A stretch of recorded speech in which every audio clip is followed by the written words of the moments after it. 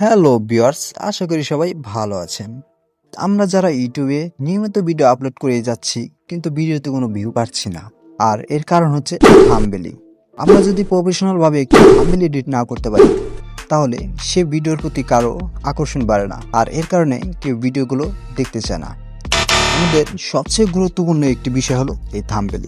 তাই থাম্বনেল কিভাবে এডিট করবেন এ বিষয়ে আমি পরিপূর্ণভাবে ধারণা দেখিয়ে দেব। এই থাম্বনেলটি কিভাবে আমি এডিট করেছি সে সম্পূর্ণ ভিডিওটি আমি আপনাদের দেখিয়ে দেব। এই থাম্বনেলটি এডিট করার জন্য আমরা সর্বপ্রথম চালাবো পিক্সেলল্যাবস যে অ্যাপটি রয়েছে, এই অ্যাপটির উপর ক্লিক করে দেব। ক্লিক করার পর আপনাদের মাঝে এরকম একটি ইন্টারফেস শো করবে।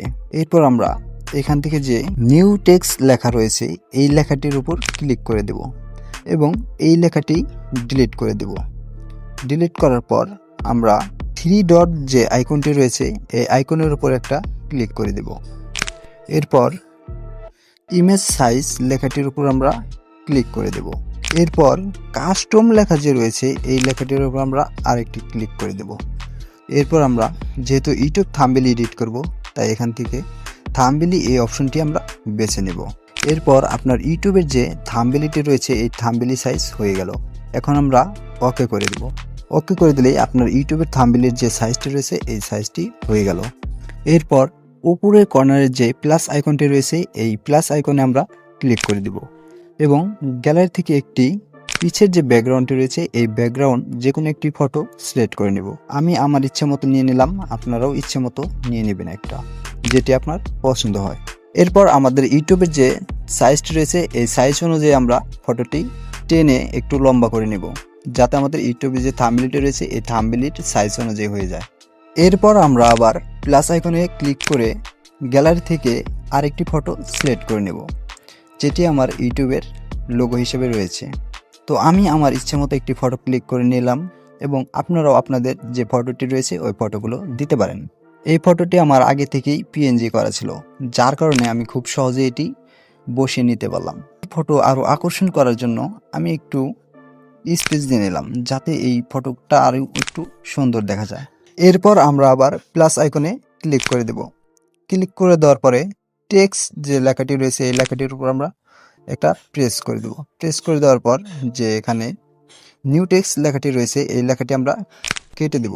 কেটে দেওয়ার পর আপনারা আপনাদের ইচ্ছা মতো লিখে নেবেন। আমি লিখে দিলাম পিক্সেলল্যাব দিয়ে কিভাবে একটি থাম্বনেল এডিট করতে হয়। তো আমি আমার থাম্বনেল অনুযায়ী লেখাটি লিখে নিলাম। আপনারা আপনাদের যে লেখাটি রয়েছে ওইটি লিখে দিতে পারেন। এরপর আমরা এটার একটি সুন্দর যে একটি ফন্ট রয়েছে এই ফন্টটি সিলেক্ট করে নেব। আর ফন্ট সিলেক্ট করার জন্য আমরা এই অপশনটি যে ফন্ট লেখাটি রয়েছে এই ফন্ট লেখার উপরে ক্লিক করে দেব এবং মাই ফন্ট এইখানে একটা ক্লিক করে দেব। তো আমি এখান থেকে একটি ফন্ট বেছে নিলাম। এরপর আমরা ফন্ট বাছা হয়ে গেলে আমরা ওকে লেখার উপরে একটি ক্লিক করে দেব এবং টেক্সটটা আপনাদের ইচ্ছা মতো আপনারা সুন্দর করে সাজিয়ে নেবেন। তো আমার হয়ে গেছে।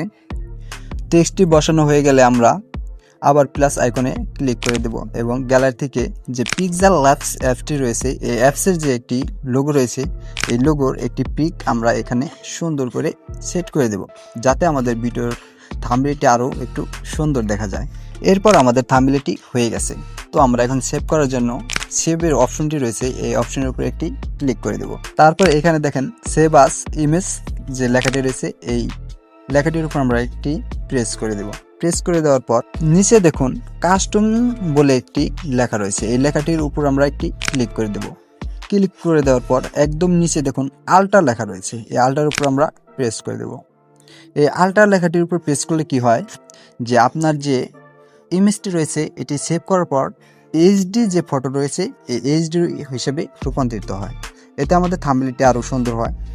তো যার কারণে আমরা আল্টা করে নিলাম। এরপর আমরা সেভ টু গ্যালারিতে ক্লিক করে দেব। সেভ টু গ্যালারিতে ক্লিক করে দিলে আমাদের থাম্বনেলটি সেভ হয়ে গেল। সো ভিউয়ার্স, যদি আমার এই ভিডিওটি ভালো লেগে থাকে তাহলে অবশ্যই একটি লাইক করে দেবেন এবং কমেন্ট করে জানাবেন যে ভিডিওটি কেমন লাগলো এবং অবশ্যই সাবস্ক্রাইব করে আমার পাশে থাকবেন।